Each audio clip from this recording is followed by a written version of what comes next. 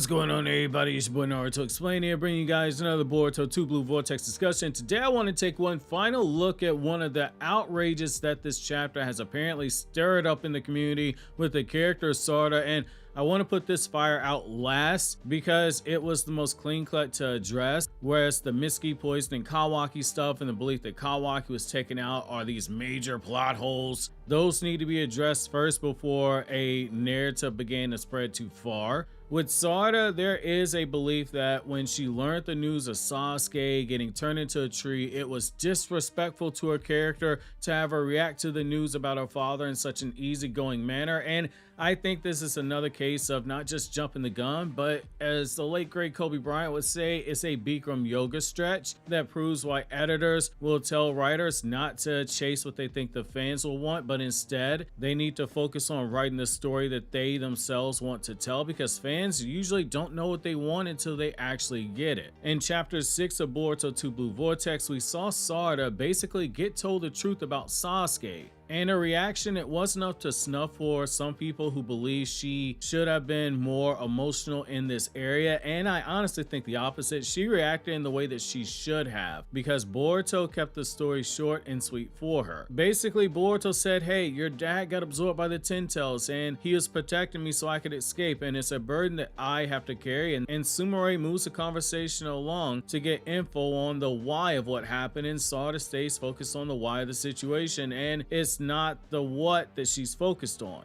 It's a sign of character growth, which is what you would want after a 3-year time skip like this. It's why you can't win for losing with Sarada's character, which for my non-American viewers, which that's about 45% of you guys, and shouts out to my Indian subscribers because we got 15% of viewers on the channel from India. That phrase means that you can't win for losing. Basically means it doesn't matter what you do differently or what you change. Fate isn't your friend because you appear to always have a bad hand. When Sarada awakened her Mangekyo Sharingan and was crying for Sasuke to save Boruto, people basically joked that her Sakura genes had woken up because she was a blubbering, crying mess, the same way that Sakura was in Naruto manga volume 21, where the Sasuke retrieval team was leaving to go get Sasuke and she was left there crying, begging Naruto to bring Sasuke back to her. Sarada got those kinds of comparisons in Boruto Naruto Next Generations chapter 80, and it led to some disingenuous takes about her Mangekyo Sharingan awakening being a retcon to the lore by some people that were chasing clicks, or it led to some people forgetting what we were told about the Mangekyo Sharingan because it's been a minute since they actually sat down and read the Naruto manga, or they haven't read the manga at all themselves. They just played the video games. Now, what we see here in this chapter, and by her not crying her eyes out, saying, why did this happen to my daddy, and possibly blaming Boruto for what occurred, people suddenly want that Sarada back, the one who's crying her eyes out over the situation, crying into Boruto's arm. Why would you want that? It literally makes no sense. That's a genuine question on my end. Why do you want that? Because it shows her character hasn't changed one bit, and the lessons that she learned in Naruto Gaiden, the 7th Hokage, and the Scarlet Spring, and in Boruto Naruto Next Generations manga, while they might have been learned, she would have regressed. And we all saw what happened when the writing took that very approach with Boruto, where he would be shown learning a lesson, seem like he understood the lesson,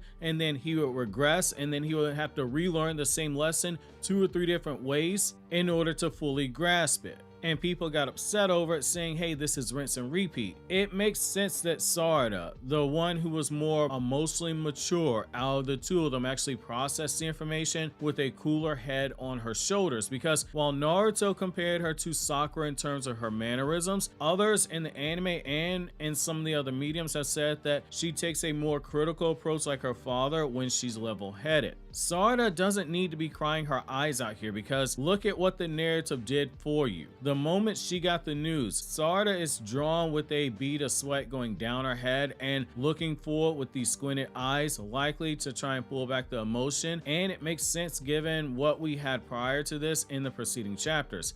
She wasn't shown discovering the people who were turned into the claw grinders for no reason. She wasn't shown being the reason one of the Chunin assisting her got turned into a tree by one of the claw grinders for no reason. She wasn't shown being there when the conclusion was being raised that those who were trapped in the tree were still alive for no reason.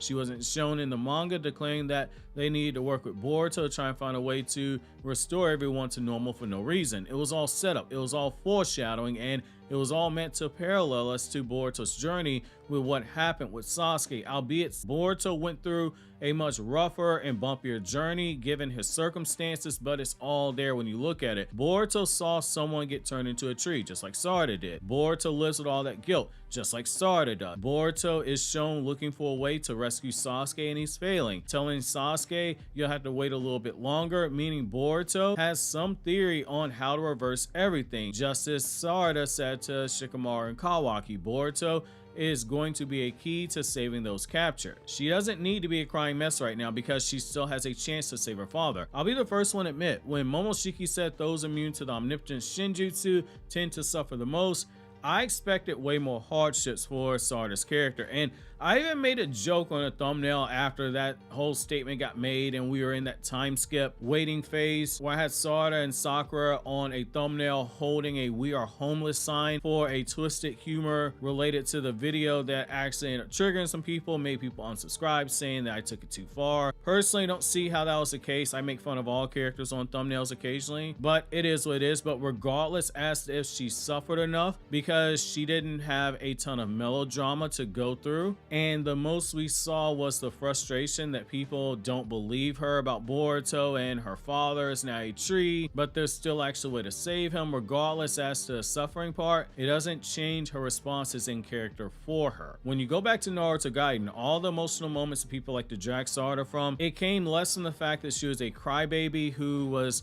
bawling her tears out in every other chapter, and it was more from the fact that Sarada had years of that frustration building up, and it was finally coming out because she knew that she was being lied to by her family and those around her, and she wanted answers. Once she learned the truth, and Sasuke is shown in the manga version of the story sitting down with his daughter and wife, and they spent some time together. We know that Sasuke has talked to his daughter about the truth about the Uchiha clan and everything, which I've covered in a whole video that you can look up. Why Sasuke takes his daughter to the Uchiha memorial. Sarada reacts differently to Sasuke leaving the village in Naruto Gaiden to continue investigating Kaguya because her parents have finally treated her with enough respect to shoot straight with her in regards to what it is that her father's actually doing. It's important to keep that in mind. Sarada knew from the moment that she got told the truth that her father did dangerous work. Previously, she had some vague idea because she knew her father was a ninja, an important ninja, but she didn't know to what extent. But now, after those events, she knew that with her father's role, there was always a chance he wasn't going to come back home, and she accepted it. She accepted it better than some fans did. With this, it's no different. She knew there was a risk that Sasuke would be running into trouble by protecting Boruto. But right now, she still has to have hope that she's holding on to, because there's still a chance for Sasuke. For that reason, there is no reason for her to fall into despair and a puddle of tears and do the same thing that people were dragging her for in chapter 80. Oh my god, Sarada's crying. Why is she crying like a little bitch? Because there's still a chance, and most importantly, it's setting up even more foreshadowing. You got Hidari, the shinjuu who is made from Sasuke's chakra. He's targeting Sarada. That wasn't by mistake. She's going to come to blows with Hidari at some point, and that's going to be the moment we see Sarada's resolve get tested, because in the moment she sees something with her father's chakra and it loosely looks like her father. She's going to have to battle him. Her hope is going to be tested, and that lines up with Sasuke and trusting Sarada's safety to Boruto, and Hidari being the shinjuu, the one who most visibly shook Boruto in the past. It's subtle, it's long-term storytelling, but there's something here to be used to be paid off later on, or to be used as a red herring for something else. I think we're fine here. There's no reason to be upset that she isn't a crybaby over her father's fate, or being shoved for having no other reaction, because she still has hope that she's holding on to, and that's based in logic. Had she regressed to being a damsel in distress, crying, who needs to be comforted, people would have actually shat on her character. Her response shows growth to her character, and for someone who has expressed a stated goal of being Hokage. She has to be willing to understand that there are those who she sends out on missions who might not come back, and